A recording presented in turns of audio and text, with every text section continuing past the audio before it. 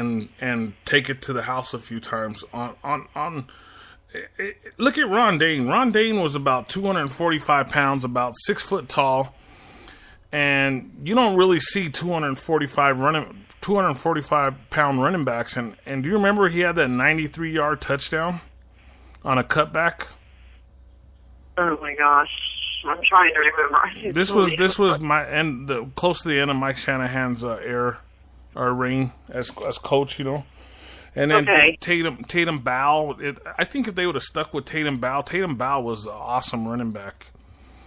You know, and they just remember he was selling right by my house here. We would go over to the mall and he was selling cell phones. And that's the year that they went through like 7 running backs, and they picked him up at the mall selling cell phones. They brought him back in. Holy cow! So it was pretty crazy. And then he didn't make they brought him in. He finished out the season with like 300 or 400 yards, and they didn't even bring him back. Shanahan didn't even bring him back. So I'm like, jeez. After doing all that for you guys, and I think if they would have stuck it out with him, he would have been good. I just think that I think he was one of those players that had a hard time picking up the playbook, you know. So what happens, like, that's why, you know, players end up becoming bust because they don't pick up the playbook and they get in too late, you know. So exactly. I know Booker must be really smart and picked it up because he's on the team. Remember, he was hurt. He didn't get to play very much in the preseason. So for him to beat out Hillman and Juwan Howard, who knew the playbook, is pretty awesome. And then even Capri Bibbs to step up like that. And so we saw we saw Booker and we saw C.J. Anderson. We know C.J.'s a little guy. I didn't realize how big Capri Bibbs was, though. He was like 6'3", 240 pounds. That's a big guy. I thought he was a fullback, you know? Yes, I agree. Yeah, he came out and he came over and talked to us too that night. So it was pretty fun. It's fun meeting the Broncos. It reminded me when I was a kid when I used to go get the autographs and stuff, you know. So it's fun. It's fun hanging out with them. So let's step back a little bit and look at the Broncos as a whole and see what direction do you think we're going. We know we're going up. We know we're going up. What direction do you see the team going as far as the potential of the AFC West? They're going to be number 1. Yeah. So no, what I'm asking you, though, is how do you feel about the other teams in the AFC West? Do you think they even have a shot, or do you think they're going to compete, or do you think it's going to be we're going to just run them over, or how are you feeling about that? Well, to be honest with you, you know, my husband and I were just talking about that the other day. We see that, well, and I agree with him, I should say. I think the Raiders might give us a little bit of a problem. You know, that might be a little competition right there. And possibly the Chiefs. San Diego, I really don't see much of a problem with them. But then again, you know, it's any given Sunday. Yeah. You know, anything can happen. But I can still see us, you know, still being number 1 in our division. And overall, you know, I've seen, you know, a lot of people saying, oh, we're going to go undefeated and everything else. And to be honest with you, I'm not sure if I want that. I prefer at least to lose one game. So, not to keep them humble or anything, it's just, so, I don't know how to explain it. You know, I can't figure out how to explain it. You know, it would be great if they go undefeated, but, you know, I'd still be okay if we lose, like, a couple games. I mean, I would not be upset over it. But what do you think, Ike? I think that moving forward, I shared the post, too. I saw that post, and I shared it to my page, and I don't think it came up because I think it was in a group or something. But it said, you know, the procrastinator, whatever they call it. they said that they felt like the Broncos could go undefeated this year. They think that they're that talented, and that the Broncos, they could see the Broncos going undefeated. You know, it'd be nice. We talked about the Broncos breaking all kinds of records earlier, you know. Yes. It would be nice to see the Broncos go undefeated. You know, it's always I always love to see the Broncos. Excuse me. I'm trying to drink some water real quick. It's always nice to see the Broncos break records. Just like with Peyton Manning, like I said, the Broncos are the first team to have a quarterback win 2 Super Bowls on 2 different teams. It's never been done in history before. So, exactly. Just like you were saying, if they were to go back to 51, they would win.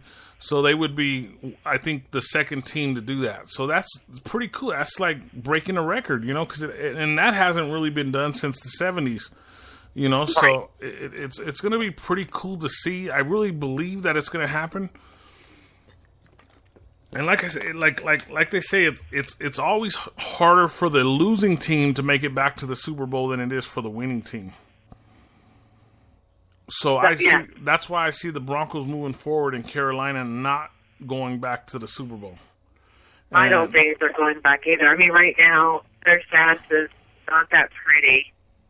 And they look like a good. They look like they have the same team basically. They're a good team. They're going to play good. I just don't see them in the Super Bowl. And they're 1-2. You know, they lost 2 games already. 1 to us, of course.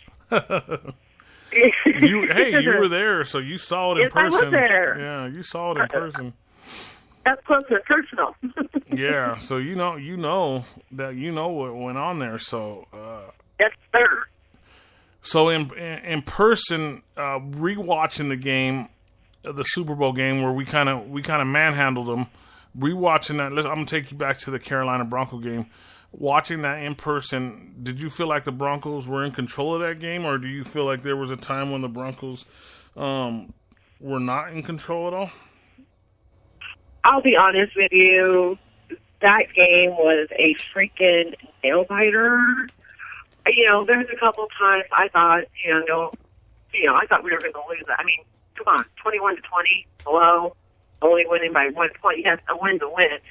So that was a nerve-wracking game.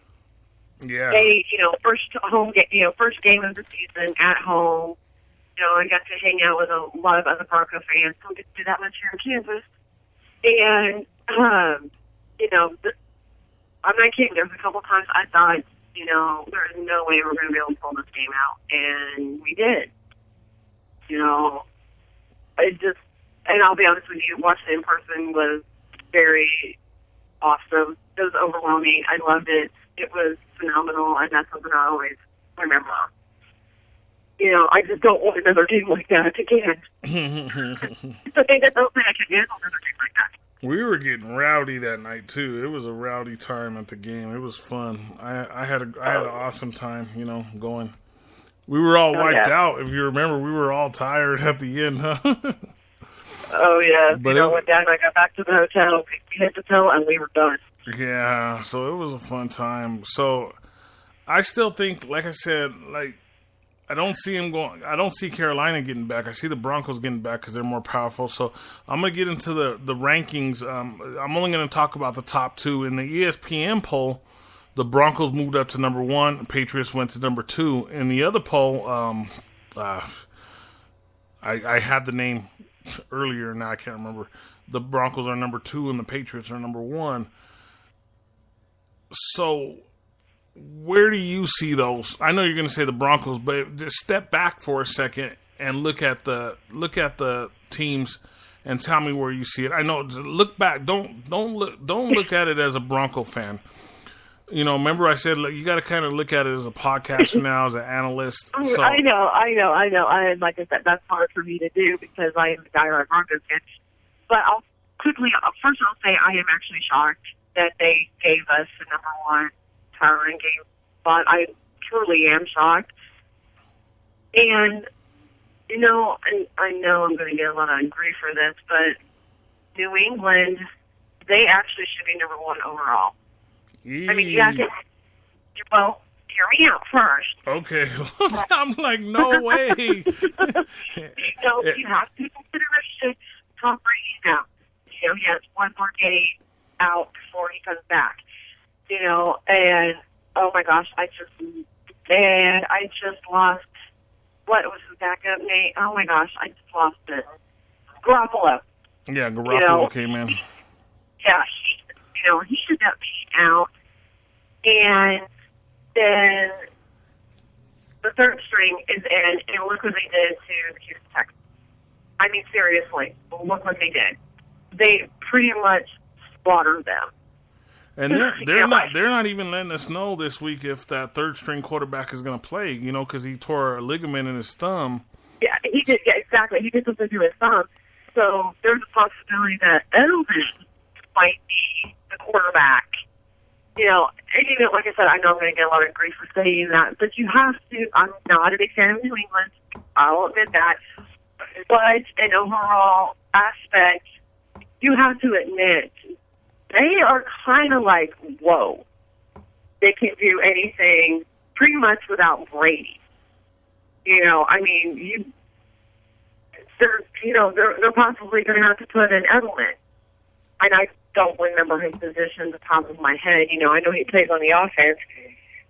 Yeah, he's a slot wide receiver along with they both play the slot really, both receivers. So it's they don't really have a deep threat, to be honest with you. You're right. So like I said, I know I'm going to get a lot of grief for that, but that's where I see that I believe that they should probably still be number one all around for how well they have been doing without Tom Brady. Yeah. And Garoppolo. And, you know, it's like, hey, you know, I know we're going to be playing them later on in the season, and it's like, okay, well, let's see. You know, granted we're going to be at home, but that's a whole different ballgame. Yeah.